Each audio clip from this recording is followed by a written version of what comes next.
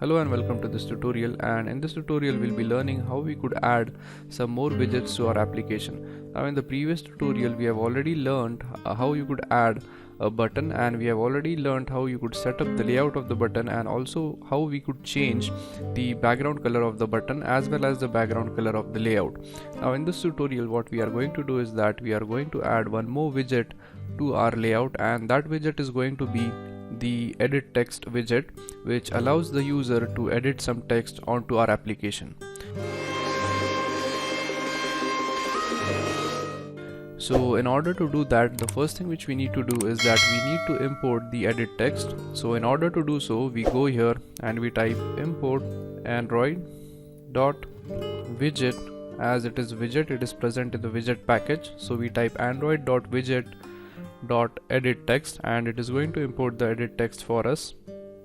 Now let's go ahead and create the object for edit text in a similar fashion in which we have created the object of the button right over here.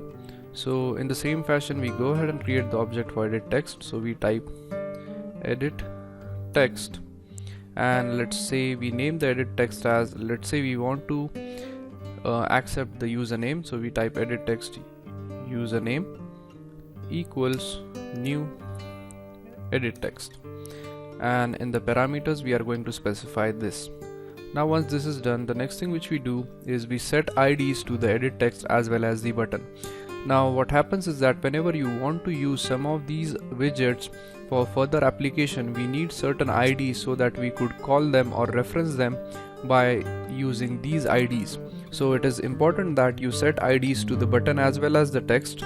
So we go ahead and create IDs for each of them. So let's go ahead and create the ID for the button first. So we type my button, and then in order to set some ID for it, we type dot set ID, and this set ID method is going to set the ID up for us. So for example, let's say we set this ID to, let's say, 1, and in case of the username we set the ID to 2.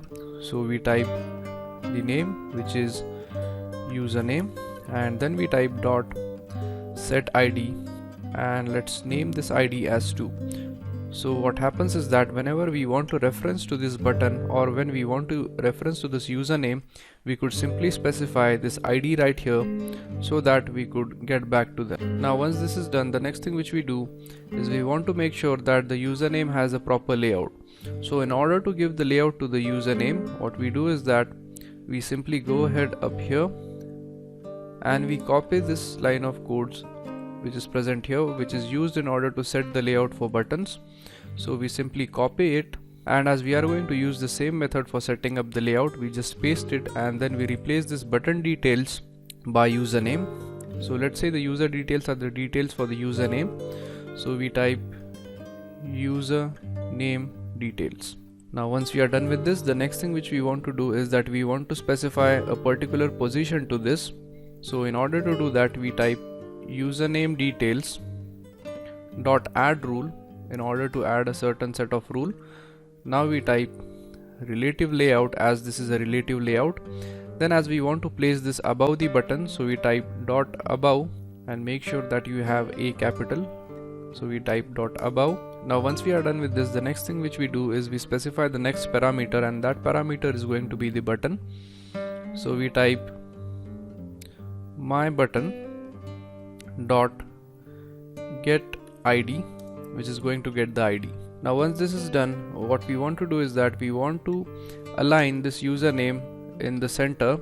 So in order to do that, we type username details dot add rule, and inside the rule we want to specify the relative layout. So we type relative layout, and now as we want to place it in center, we type dot center horizontal, and that is going to align this in the center horizontally. Now once this is done, the next thing which we want to make sure that it has some specific set of margins. So what happens is that as we have placed this text right above the button, so basically there wouldn't be any gap in between these two.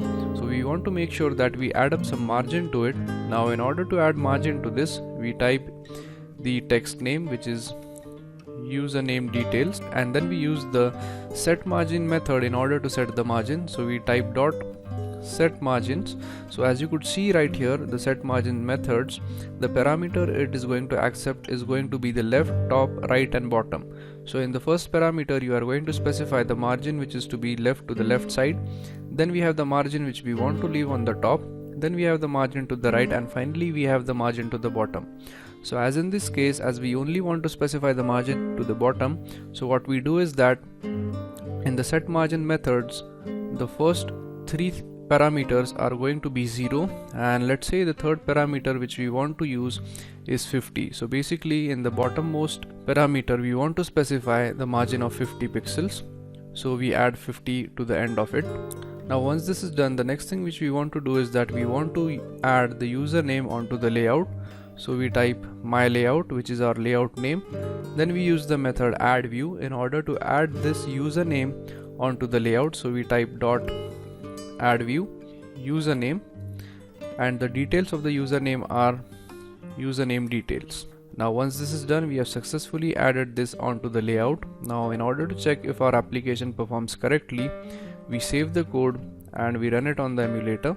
So as you could see, our application is up and running, and we have the button right here, and we also have the text box over here, and we could enter any text onto this text box. So if you want to enter text, we simply click on it, and when we click on it, as you could see that the keyboard pops up and we could type any text onto this.